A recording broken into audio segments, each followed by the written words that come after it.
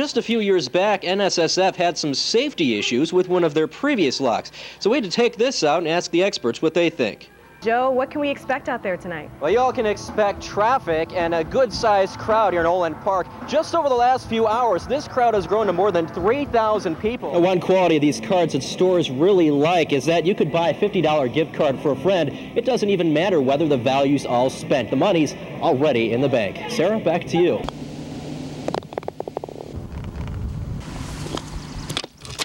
Golfers enjoying a Monday afternoon out on the golf course, but crews at Glen Erin working double time to make up for some pretty dry conditions. Police say at least one of the suspects broke into the house with a gun where shots were fired. Area residents came home later this afternoon to find their neighborhood wrapped in crime scene tape. There's a lot of kids, there's a lot of traffic, kids driving up and down the street.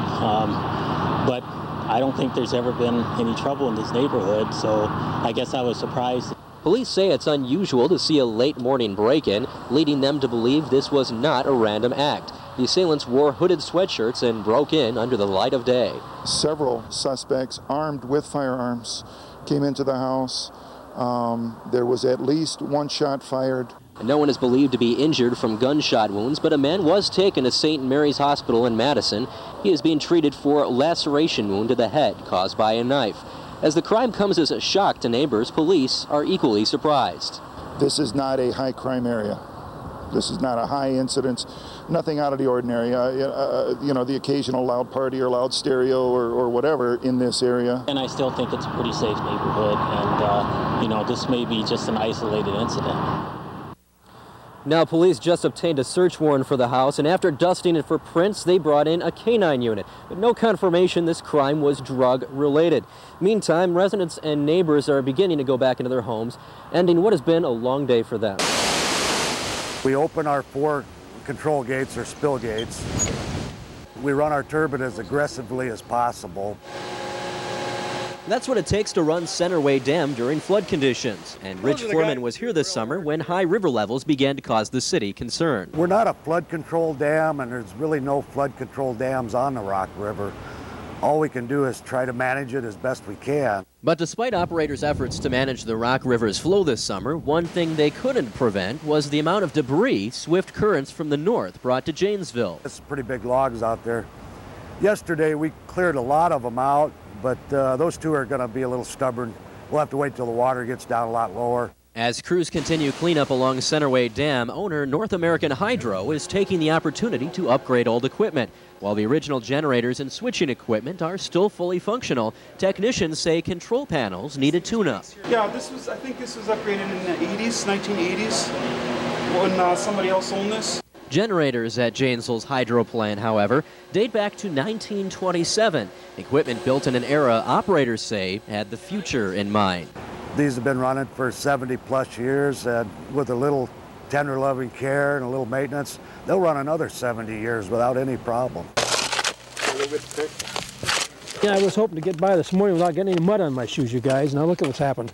Spend some time at Rotary Gardens and you'll see what makes the grumpies grumpy. Will the tree grow in this stuff? That's what I want to know. But this group is only grumpy in a playful way. Jim Smith is a volunteer in Janesville and wouldn't stick around if he didn't enjoy himself. I'm on my 7th year here now in this area. It's really changing every year. Yeah, it used to just be a gravel pit, that's all it was, and kids would come down and fish. We had a big pond down there. But now planting trees is a big part of the grumpies' work. They're getting ready for the park to open this month. So I've been here just about 10 years now, and there's been many changes to the garden since we came here. Since its founding 14 years ago, there has been a lot of development, and flowers were introduced into areas once dominated by trees. They can't get the tree back where they want it.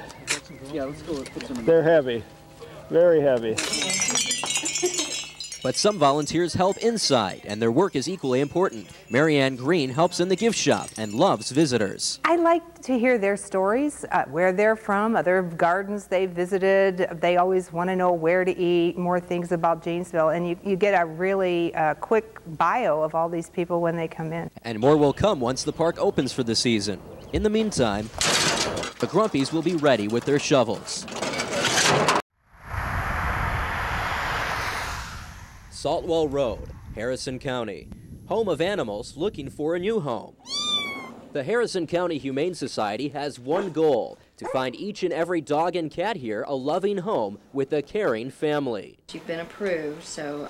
Julie Olivito is a kennel technician here. She says a successful shelter depends on teamwork. We all have our differences, but we all do work together as a team when it comes to the animals. When we bring them in, they get bathed, they get their ears cleaned, they get their shots, they get weighed, they get wormed. We keep them healthy. And healthy animals are more likely to find homes. Adopting is a great way to control the pet population, but where do these animals come from? Some are unwanted pets, others strays off the street, like the one found by a Marion County woman who brought to our attention a much bigger concern. Denise McGinty loves animals. Come here. She has several dogs in her yard, but one day another came off the street. They're real good dog, though. Sid was in need of attention when Denise found him, so she took him to the Marion County Humane Society. Right away, she asked me, "Where'd you get that dog?" And I said, well, I live in Katy, you know, I found it at the bottom of Katy Hill in Farmington. And she said, well, we don't take dogs from Farmington. But since Farmington is in Marion County, the Humane Society is under contract to accept dogs from that community.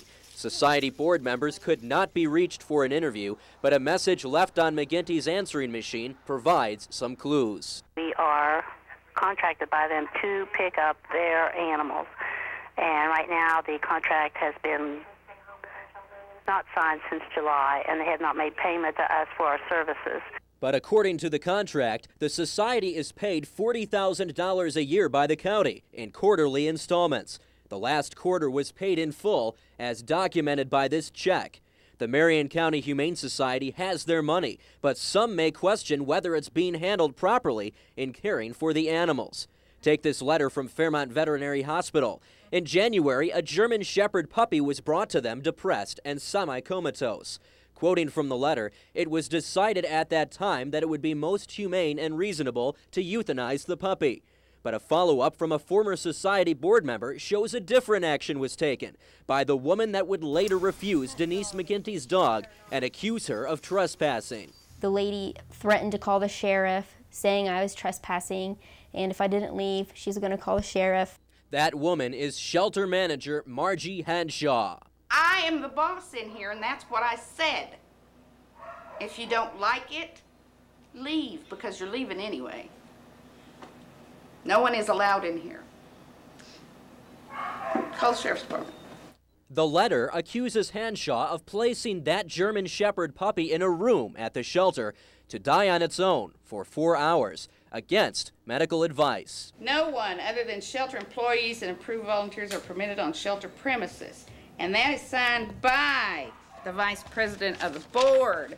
If you don't shut that off, it might get broken. When we visited the Marion County Humane Society, no one greeted us at the door. We found the kennel cold, the floors wet, and we almost ran over a kitten while leaving.